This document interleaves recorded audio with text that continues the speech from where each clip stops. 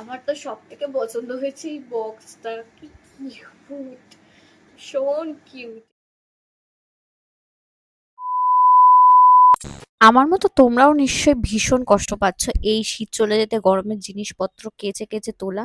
আমার তো এই ব্ল্যাঙ্কেটটা কাচতে গিয়ে মিশো ভীষণ থেকে অর্ডার অবস্থা খারাপ করেছি, হয়ে গেছিল। আর আর আজকে এখানে চলে সেটা এসেছিল বডি দুটো এসে দুটো খুলবে। পার্সেল, আর একটা এটার বরের লিঙ্কটা আর একটা আমার আমার। চলো ভিডিওর আনবক্সিংটা কমেন্ট করি, সেকশনে বরেরটা আর বরই এসে ভিডিওর আনবক্সিং কমিউনিটি করবে। পোস্টে তোমরা পেয়ে যাবে।